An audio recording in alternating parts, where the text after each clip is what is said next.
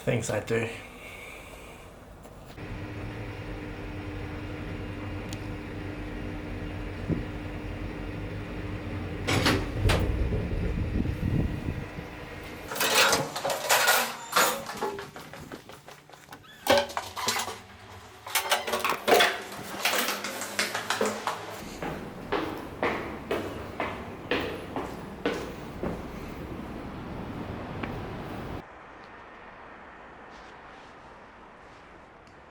So I've just realized there's a rooftop in my apartment building, well, Airbnb apartment building.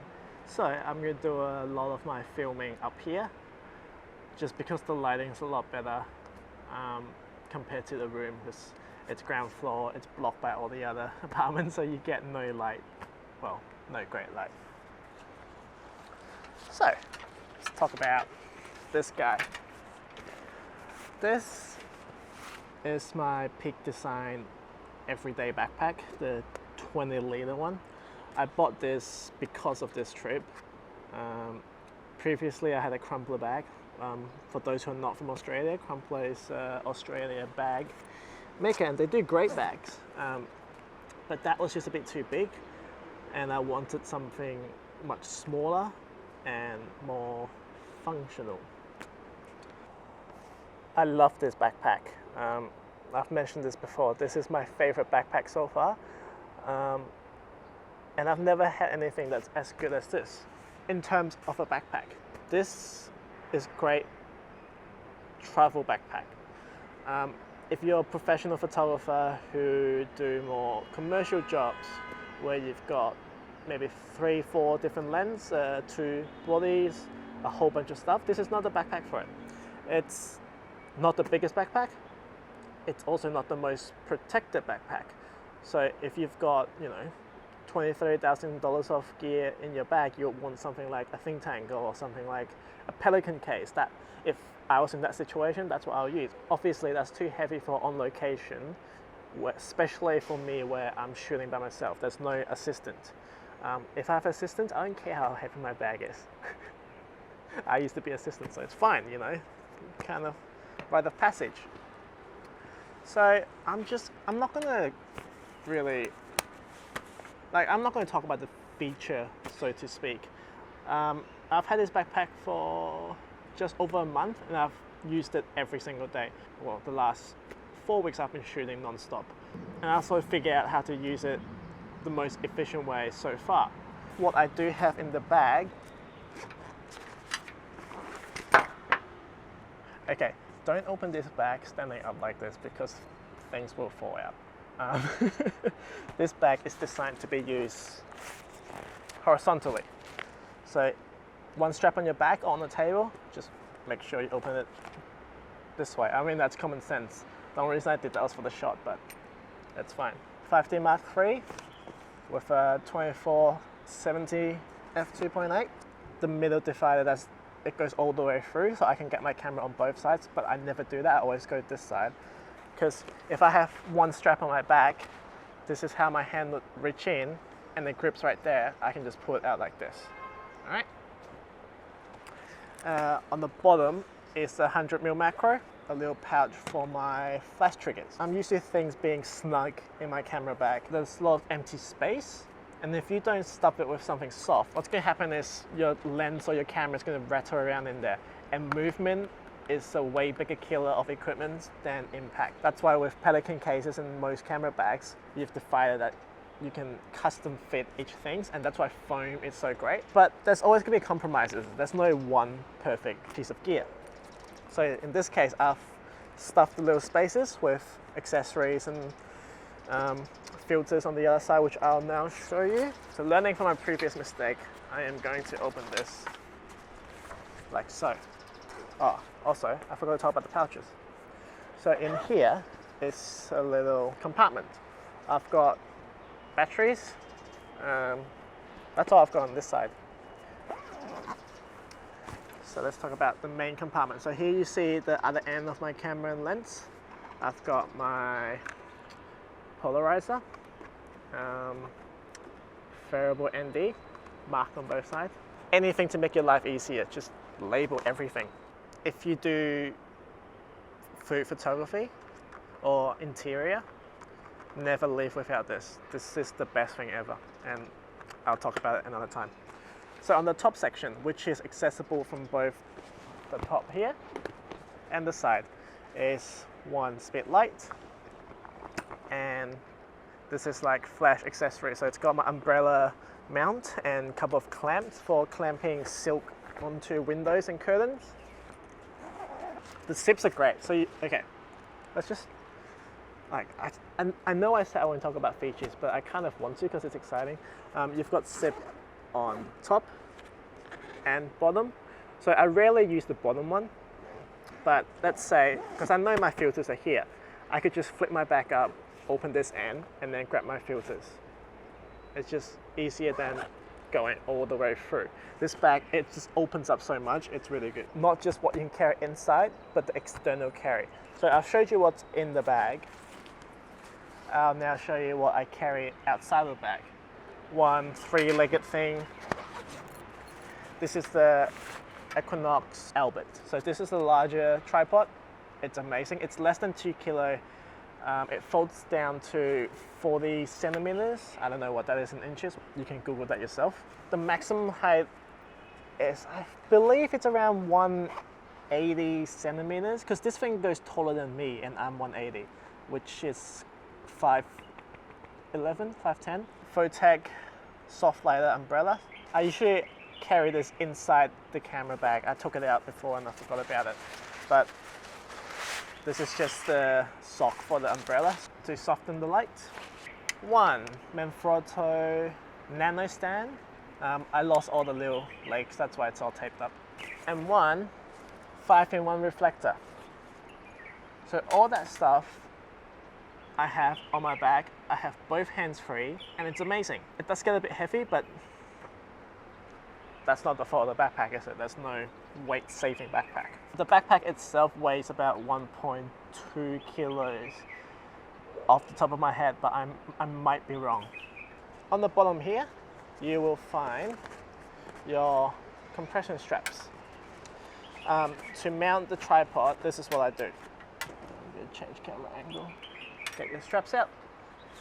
So the three-legged thing bag comes with a shoulder strap, which I don't use because I want to be able to carry this on the backpack. So I've taken them out, but the rings are great. You run the strap through each ring, and down here, you just hook it up, tighten. Same on the other side.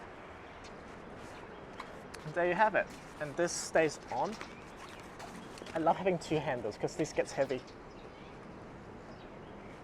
One thing you have to be careful, as you're walking, the tripod sways and it will slowly loosen up your compression straps.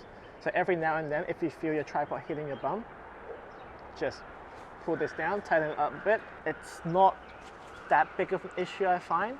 It's something that you will be able to feel as it comes loose because you can just feel it swaying back and forth. Like, these straps are quite simple. So I don't know if the frictions are enough to hold it completely tight all the time. If I do ever find a different strap that could lock it somehow, that would be great. But I mean, that's a tiny thing. Let's get the close up here.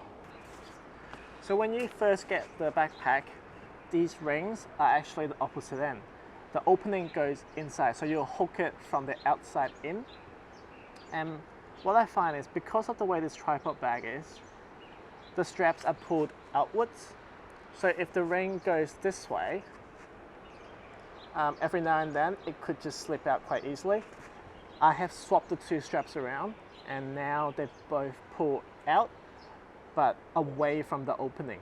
So that's really important, because when I first got this and I had it the original way, every now and then, maybe 1 or twice out of 10 times, I'll pick up the bag and this would have come loose. Since I've swapped it, that has never happened. So that's probably the first thing you want to do. If you do plan to carry a tripod or something with a decent weight, I think it matters. With the Manfrotto stand, it'll go in the pouch on the side opposite of where I access my camera for obvious reasons.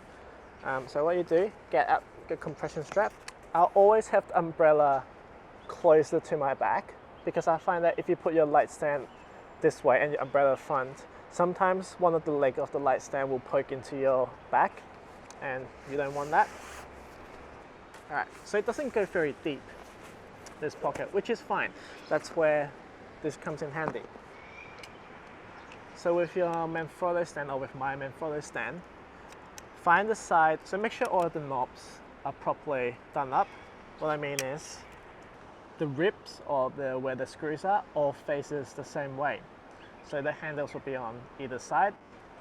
This side should be flat. So with the flat side with no handles, loosen up the two legs.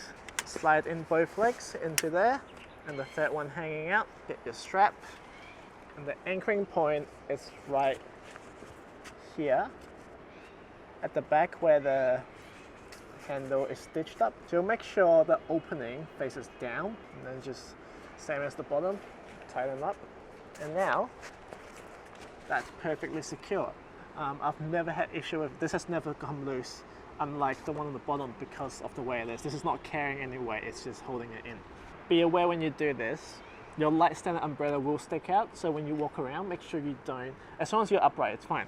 But if you're tilted, careful, this might poke someone's eye out, so just be aware. So I've labeled these with orange camera tapes, just so I know at a glance which side my camera actually is. It might not be much, but little things like that just makes your life easier. And I also have this, when I have it all the way opened up, these two zips are together, I instantly know which one to pull to close the bag.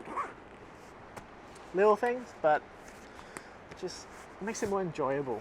This is probably not an issue for most people, but when I first got this bag, I actually didn't realize inside here it's a little compartment. It's great for little passports, credit cards, just little bits and pieces, and it's got a magnet opening, so it does keep it quite secure. But I never realized that was there until I looked it up, because I know there was a little passport slot, but I couldn't find it, so I had to Google it. Up top, you also have a little pouch which I use to carry stuff like hand sanitizers. This is little spare batteries for the RX100. I also use this for batteries that are flat, because it's easy to access. I can just chuck it in. I don't want it to mix with the other ones, just so I know which one I need to charge when I get back. This tablet's more for regular iPads or iPad Air, that sort of size. Usually I keep this empty. Just be aware not to pack the interior too tight, because the laptop area here actually shares the space with the main compartment. So if this is tight and you slide in the MacBook or laptop, it actually puts a lot of pressure onto both the camera and the laptop. Another thing I forgot about here is your little key ring, key holder. What I've got here is the, I think it's called the clip for the three-legged things. So you've got a little hex key, a little flat. It's meant to be similar to a Phillips head screwdriver. So you use this to tighten up your tripod plate. And it's also a bottle opener. So I just keep that on where the key is, or the key ring is. And if you have the three-legged thing tripods, you want that with you, because it's so modular. Sometimes things come slightly loose, not in the, it's not gonna fall apart, but one or two screw might be a little bit loose and you get a tiny bit of wobble. Having that in your camera bag just means that you can fix that right away, and just half a turn and you're done. So you've got your chest straps around here, which I use sometimes when I'm out for a long period of time, but usually I just don't worry about it. So originally this comes up on the first slot, and that's way too high for me. It was like on my neck, so I've now switch it down. If you look closely here, you can see the way it's stitched. It's actually, there's 1, 2, 3, 4 different slots to choose from. And I assume it's the same on the other side. So when you're carrying the bag, you can just slide that on. This is actually a little bit tricky to do when you have the backpack on your back. But once you get used to it, it's not too bad. So once you get it tightened, pull that, and then you're done. And to get it out, use this little loop, and then off you go. So usually I store them both on the same side. I don't like it dangling. Like, that's really annoying. So I'll just clip it on the top bit, and that stays there. The bottom corners is actually your, what's this strap called? Can't be your tummy strap. Whatever, but it goes across, oh, waist. So this is the strap that goes across your waist to take the weight off your back. I've actually never used that. I might give that a try sometimes if I'm on a bit of a hike. But there's an opening and you can just fish that out. What else? So I'll show you how to quickly get your camera in and out of this. So for that, I'm just going to take this off. So you'll have your backpack on normally, and when you want to quickly grab your camera out, there's a little loop. You grab that, and once you lift it up, it will slide this strap all the way to the end.